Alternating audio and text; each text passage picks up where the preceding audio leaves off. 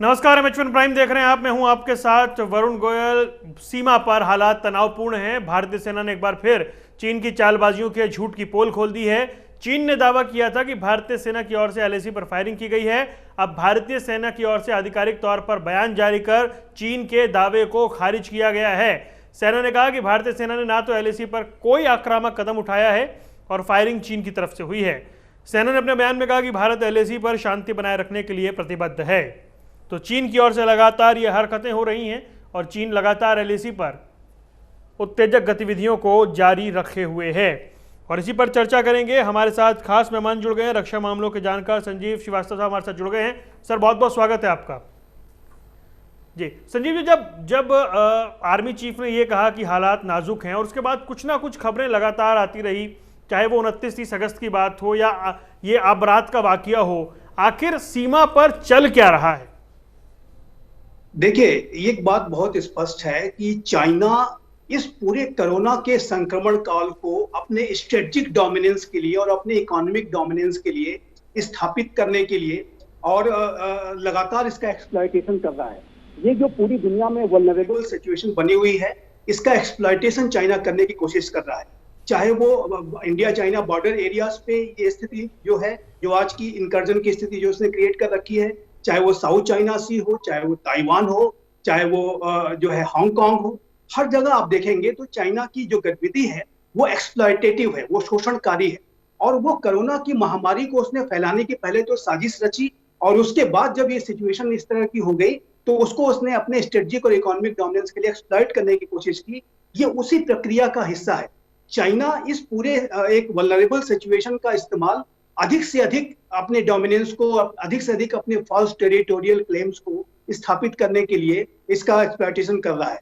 तो ये बात पूरी दुनिया समझ रही है, भारत भी इस बात को समझता है।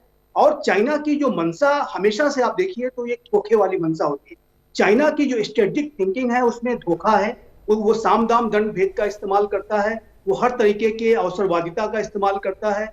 उसकी जो नीतियां होती हैं उसमें विस्तारवाद उसका अभिन्न अंग है। तो ये जो चाइना की जो एक नकारात्मक सोच है उसी को दर्शाता है और उसके खिलाफ पूरा भारत आज लामबंद हो चुका है और पूरी दुनिया लामबंद हो चुकी है। आर्थिक एक्शन अगर बात करें तो इकोनॉमिक जो स्टेप्स लेने हैं चाइना के खिलाफ वो भारत ने ऑलरेडी लेने शुरू कर दिए हैं। पूरी दुनिया जो है चाइना की जो कंपनीज हैं उनका बायकॉट कर रही है, चाइना से अपने सप्लाई चेन्स को वापस बुला रही है। और भारत चाइना के ऊपर आर्थिक एक्शन तो भारत ले ही रहा है और मिलिट्री वाइज भी, मिलिट्री जो तैयारियां हैं भारत की वो भी पूरी तरीके से हाई अलर्ट मोड में है। और ये जो नया भारत है वो चाइना की हर एक हिमाकत का जवाब देने के लिए, हर एक उसकी द्वारा पेश की जाने वाली जो भी एक चुनौतीपूर्ण सिचुएशन होगी उसके ऊपर विजय हासिल करने के लिए ये भारत पूरी तरह से तैयार है। तो ये भारत चाइना की मंशा को समझता है, चाइना के चरित्र को समझता है और उसी हिसाब से अपने स्टेप ले रहे हैं। जी संजीव जी, मेरा सवाल ये है यहाँ पर कि क्या ये जो स्थिति बन रही है 45 साल बाद अगर गोली चली है तो क्या बहुत नाजुक दौर में स्थिति पहुंच गई है? क्या एक लिमिटेड वॉर की ओर हम बढ़ रहे हैं क्या? जी, ये बात तो बिल्कुल सही है कि चाइना और भारत के जो रिश्ते हैं उसका ये सबसे अधिक नाजुक दौर है। और 1962 का जो एक वॉर हुआ था उसके बाद से अगर आप देखें तो काफी हद तक एक स्टेबिलिटी बना करके रखने की कोशिश की गई। और जो है 1975 के बाद से तो कोई फायरिंग की भी इंसिडेंट नहीं हुई थी। अब ये फायरिंग स्टार्ट हो गई है तो ये निसंदेह आप कह सकते हैं कि ये एक 1962 के बाद का सबसे नाजुक दौर में भारत चाइना संबंध है। और ये इसके लिए चाइना की जो पूरी जो मंशा है, जो उसकी नकारात्मक सोच है, वही जिम्मेदार नजर आती है। और ये चाइना की सोच सिर्फ भारत और चाइना, जैसा कि मैंने कहा कि चाइना भारत के बॉर्डर पे ही नहीं नजर आ रही है, बल्कि अन्य जो थिएटर्स हैं, अन्य जो रीजन्स हैं, वहां पर भी ये चाइना की सोच नजर आ रही है। देखिए, शी जिनपिंग का जो नेतृत्व है चाइना में, शी जिनपिंग जब से उन्होंने सत्ता संभाली है तब से जो चाइना की जो विदेश नीति है बहुत अधिक आक्रामक हो गई। शी जिनपिंग जो चाइना के राष्ट्रपति हैं उनको लगता है कि चाइना को अपने ड्रीम को हासिल करने का समय आ चुका है। वो चाइना को नंबर 1 पावर के रूप में स्थापित करना चाहते हैं और उसके लिए वो हर तरह की नकारात्मक जो है गतिविधियों का सहारा ले रहे हैं, जिसमें कि वो उसमें विस्तारवाद भी है, अवसरवाद भी है, धोखा भी है। वो सारे जो है साम दाम दंड भेद का इस्तेमाल करते हुए अपने जो है चाइना ड्रीम को हासिल करने के लिए एग्रेसिव तरीके से आगे बढ़ रहे हैं और जो कि पूरी दुनिया के लिए खतरे की बात है। चाइना के राष्ट्रपति शी जिनपिंग 2013 से उन्होंने सत्ता संभाली और तब से आप देखें तो उनकी जो नीतियां बेहद आक्रामक रही हैं। तो ये निसंदेह मैं मानता हूं कि ये चाइना और भारत के संबंधों पर इसके बहुत ही दूरगामी असर पड़ सकता है और ये भारत और चाइना के बीच के जो संबंध हैं उसका एक अत्यधिक नाजुक दौरों में एक है। जी जी, सवाल ये है कि फिर 75-80 दिन से जो हम बातचीत कर रहे हैं, जो कमांडर लेवल की बातचीत हो रही है या फिर राजनयिक स्तर पर बातचीत हो रही है, वो क्या है? क्या वो आई वॉश है चीन की तरफ से? देखिए, ये जो बातचीत चल रही है उसको लेकर के भी भारत का जो अप्रोच है वो बहुत ही क्लियर है। चाइना के साथ जो भी भारत वार्ता कर रहा है वो पोजीशन ऑफ स्ट्रेंथ के साथ कर रहा है, क्योंकि भारत के जो लीडरशिप है, चाहे वो मिलिट्री लीडरशिप हो, चाहे वो डिप्लोमेटिक लीडरशिप हो, चाहे वो पॉलिटिकल लीडरशिप हो, वो चाइना की इस बात को अच्छी तरह से समझती है कि चाइना एक ऐसा राष्ट्र है जो शक्ति के सामने सिर झुकाता है और वो कमजोरियों को एक्सप्लॉइट करने से नहीं चूकता। इसी वजह से चाइना ने जब ये एक इंकर्जन की स्थिति पैदा की तो फिर भारत ने एक दृढ़ प्रतिज्ञ तरीके से अपने मिलिट्री डिप्लॉयमेंट्स को, अपनी जो पूरी रक्षा की तैयारियों को पूरी तरीके से हाई अलर्ट मोड में कर लिया और एक पोजीशन ऑफ स्ट्रेंथ को भारत लगातार मेंटेन कर रहा है। अभी जो एक हेलमेट टॉप और जो कार्रवाई 2 दिन पहले की गई है, उसके ऊपर भी जो भारत ने स्टेप लिए हैं वो एक पोजीशन ऑफ स्ट्रेंथ को बना के रखने के लिए ही किया गया है। तो चाइना के साथ वार्ता तभी सफल हो सकती है जब उसे पोजीशन ऑफ स्ट्रेंथ के साथ किया जाए। दूसरा, भारत जो भी चाइना के साथ वार्ता कर रहा है उसमें चाइना के जो भी नेगोशिएटर्स हैं उनके फेस वैल्यू पे बिल्कुल भी भरोसा नहीं किया जा रहा है और चाइना के फेस वैल्यू पे भरोसा किया भी नहीं जा सकता है। चाइना के साथ जो भी वार्ता चल रही है उसका वेरिफिकेशन भी लगातार चल रहा है और भारत ने ये स्पष्ट कर दिया है कि जब तक अप्रैल 2020 का स्टेटस को चाइना बहाल नहीं कर देता तब तक ये फेस ऑफ खत्म नहीं होने वाला। दूसरी बात जो भारत ने और भी स्पष्ट की है कि जो भारत का जो इंफ्रास्ट्रक्चर डेवलपमेंट का प्रोग्राम पूरे एलएसी के एरिया पे चल रहा है, चाहे वो रोड कंस्ट्रक्शन हो या ब्रिज कंस्ट्रक्शन हो, चाहे अन्य जो है टावर्स वगैरह लगाने का जो कार्य है, वो टाइम बाउंड मैनर में कंप्लीट किया जाए। चाइना लगातार इस बात को लेकर के भी भारत को जो है लगातार दबाव बनाने की कोशिश करता है कि भारत अपने रोड कंस्ट्रक्शन को क्यों कर रहा है। चाइना ने अपनी साइड में तो लगातार अपने इंफ्रास्ट्रक्चर को बढ़ाया है, लेकिन जब भारत अपने रोड को बना रहा है, भारत अपने जो है ब्रिजेस को बना रहा है, तो चाइना उसके ऊपर भी कई बार जो है दबाव बनाने की कोशिश करता है कि भारत ऐसा न कर पाए। तो भारत ने यह भी स्पष्ट कर दिया है कि पहले तो भारत ये जो अप्रैल 2020 का स्टेटस को जब तक बहाल नहीं हो जाता तब तक ये फेस ऑफ खत्म नहीं होगा। और दूसरा, जो इंफ्रास्ट्रक्चर डेवलपमेंट का जो भारत का प्रोग्राम है वो बदस्तूर जारी रहेगा और ये जो है टाइम बाउंड मैनर में कंप्लीट किया जाए। तो भारत का रुख चाइना की वार्ता को लेकर के बहुत स्पष्ट है और चाइना की जो चरित्र को भारत बहुत ही अच्छी तरीके से समझता है, उसके जो धोखे वाले चरित्र को अच्छी तरह से समझता है। इसी वजह से जो भी वार्ता चल रही है वो पोजीशन ऑफ स्ट्रेंथ के साथ चल रही है और हर एक स्थिति से निपटने के लिए, हर एक स्थिति से के ऊपर विजय हासिल करने के लिए भारत पूरी तरह से तैयार भी है। तो ये चाइना जो भारत से बात कर रहा है वो नया भारत। जी संजीव जी, एक चीज बताइए कि क्या हम ये कह सकते हैं कि चाइना को ऐसे रिटेलिएशन की उम्मीद नहीं थी भारत की ओर से, इस अग्रेशन की? देखिए, निसंदेह ये आपने बिल्कुल सही कहा कि चाइना को ऐसा लगता है कि भारत से ऐसे रिटेलिएशन की उम्मीद नहीं, और चाइना को जिस तरीके से आज के नए भारत ने जवाब दिया है वो चाइना के लिए एक बहुत बड़ा शॉक है और ये इस बात को दर्शाता है कि ये जो भारत है 2020 का भारत है ये बहुत बदल चुका है, एक नए युग का भारत है, एक नया भारत है, ये 1962 का भारत नहीं है। और ये चाइना अब इसको रियलाइज कर रहा है। चाइना ने ऐसे भी प्रमाण मिले हैं कि चाइना ने भारत के जो इंडिया चाइना बॉर्डर के एरियाज पे तनाव क्रिएट करने का कार्य इसलिए भी किया क्योंकि चाइना अपने ऊपर जो इंटरनेशनल कम्युनिटी का दबाव था उससे वो ध्यान भटकाना चाहता था। जो चाइना के शी जिनपिंग की आलोचना चाइना के अंदर हो रही थी, जो खराब आर्थिक हालात की वजह से, जो कोरोना की महामारी को जो है ठीक तरीके से हैंडल न करने की वजह से, और चाइना के राष्ट्रपति शी जिनपिंग जो है अपने तानाशाही पूर्ण नीतियों की वजह से घरेलू मोर्चे पर भी जो जिस तरह से आलोचनाओं का शिकार हो रहे थे उससे भी ध्यान भटकाने के लिए ये चाइना और भारत के बीच के सीमा का विवाद उन्होंने छेड़ा और राष्ट्रवादी भावना भड़काने की कोशिश की और उस बहाने अपनी जनता का ध्यान डाइवर्ट करने की कोशिश की। लेकिन ये शी जिनपिंग को अब ये बात अच्छी तरह से समझ में आ रही है कि उन्होंने यदि अपनी जनता का ध्यान भटकाने के लिए भारत और चीन सीमा के विवाद को छेड़ा है तो उन्होंने बहुत बड़ी गलती कर दी है। वो ऐसा ऐसा लगता है कि वो समझ रहे थे कि वो पुराना जैसा भारत का रुख रहा करता था इस तरह के मामलों पे वैसे ही भारत डील करेगा। लेकिन निसंदेह जैसा कि आपने कहा, इससे चाइना को एक शॉक लगा है।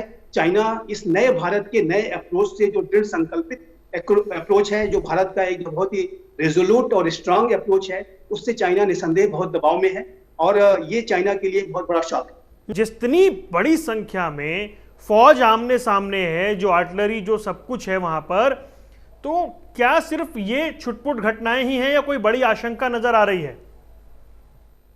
देखिए, भारत अपनी रक्षा तैयारियों को लेकर के कहीं से भी कोई कमी नहीं रखना चाहता और भारत अपनी पोजीशन ऑफ स्ट्रेंथ, जैसा कि मैंने कहा, उसको बिल्कुल बरकरार रखना चाहता है और इसी पोजीशन ऑफ स्ट्रेंथ के साथ ही भारत चाइना के साथ वार्ता भी कर रहा है और चाइना के चरित्र को ध्यान में रखते हुए ये पोजीशन ऑफ स्ट्रेंथ को मेंटेन करना बेहद आवश्यक है। जहां तक आपका जो सवाल है, मुझे लगता है कि चाइना इस समय युद्ध की हिमाकत नहीं करेगा, क्योंकि अगर चाइना ने कोई युद्ध छेड़ने की अगर कोशिश की तो उसको बहुत बड़ी कीमत इसकी चुकानी होगी। भारत की जो रक्षा की तैयारियां हैं उससे भी चाइना अच्छी तरह से वाकिफ है। भारत जो है सामरिक महाशक्ति के रूप में भी जाना जाता है। भारत एक न्यूक्लियर पावर स्टेट है। भारत के पास हर तरीके की क्षमता है और उस तरह के वेपन्स को डिलीवर करने की भी क्षमता है और भारत किसी भी तरीके की जो है सैनिक कार्रवाई को करने के लिए पूरी तरह से सक्षम है और पूरी तरह से तैयार है। तो ये जो चाइना है जिस भारत से डील कर रहा है वो बिल्कुल नया भारत है। दूसरा, चाइना इस समय अंतर्राष्ट्रीय समुदाय में भी हर तरफ जो है आलोचना का शिकार हो रहा है।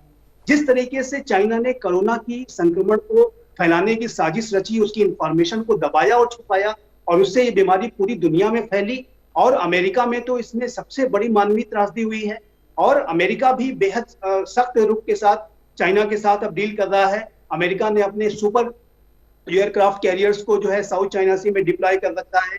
इंडियन ओशन रीजन में भी यूएसएस निमित्ज ने भारत की नौसेना के साथ संयुक्त सैन्याभ्यास भी किया और भारत जो है अदर जो पावर्स हैं, चाहे वो ऑस्ट्रेलिया हो, चाहे वो जापान हो, चाहे वो फ्रांस हो, सभी के साथ इंटरनेशनल कोलैबोरेशन भारत का बहुत अच्छा है।